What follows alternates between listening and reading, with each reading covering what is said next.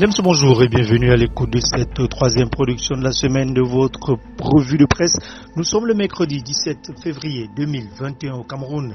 À la une de cette édition, le journal L'Action, inscription sur les listes électorales, la nécessaire implication du RDPC. Les organes de base doivent, comme par le passé, encadrer et encourager l'enrôlement de tous les militants et sympathisants du parti sur les listes électorales des DECAM. En santé, à la une d'éco-santé de ce mercredi, santé de la reproduction et à la nutrition, le MinSanté et la CAMNAFOR s'accordent.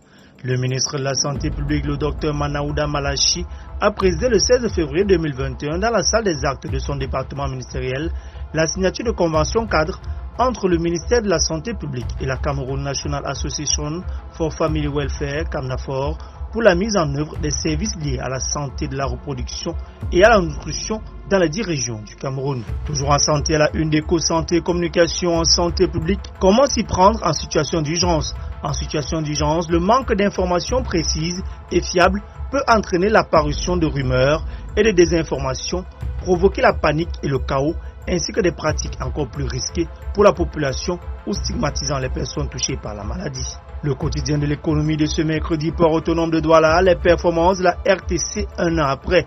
La régie du terminal à conteneurs a fait le bilan de ses activités le 15 février 2021 dans la capitale économique.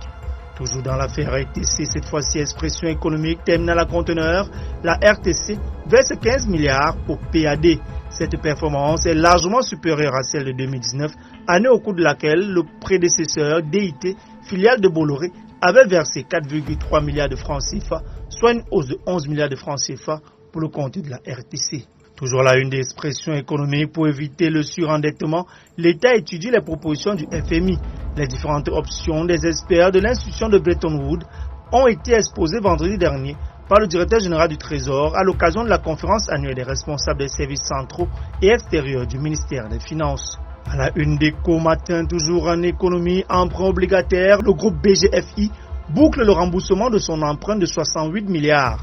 Le 13 janvier dernier, le groupe financier international BGFI Holding Corporation, émetteur de la valeur BGFI Holding Corp 5% brut 2014-2021, a radié de la cote officielle du marché financier sous-régional après l'accomplissement de toutes les 14 échéances de ce remboursement. À la une du quotidien émergent société, les 50 entreprises publiques qui affichent des pertes. Et toujours à la une émergente, cette fois-ci à la page 4, Adamawa Ngaoundéré a désormais sa centrale thermique. Elle est opérationnelle depuis hier. À la une de mutation, Tonga Galon, la bonne pioche. Comment l'entreprise Sino Hiro réalise les travaux de réhabilitation de ce tronçon situé sur l'axe Yaoundé-Bafoussam, dont la livraison est prévue le 19 juillet prochain. Restons toujours en économie à la une de la nouvelle expression JICAM Impôts, la crise profonde. Modeste Mopao Fantouan, directeur général des impôts, a entamé ce mardi 16 février 2021 une visite de travail de 4 jours dans la métropole économique du Cameroun pour présenter la nouvelle réforme fiscale de 2021. Mais le JICAM, principal regroupement des patrons, a choisi de le boycotter pour des raisons évidentes. Toujours affaire JICAM à la une de Le Jour, le JICAM boycotte la direction générale des impôts. On croyait que le groupement interpatronal du Cameroun et la DGI avaient fumé le calumet de la paix. Mais voilà qu'à la faveur de la semaine de travail qu'organise la DGI du 15 au 20 février à Douala, on découvre que le mal reste profond. À la une du journal L'Action en sport, FECAFOOT, l'imbroglio persiste.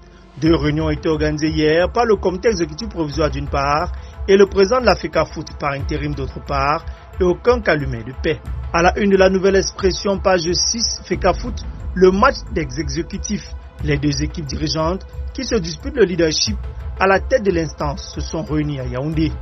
Et mutation de conclure, toujours en sport football, crise à la FECAFOOT, le désordre garde le contrôle. Mesdames et messieurs, merci infiniment de votre aimable attention.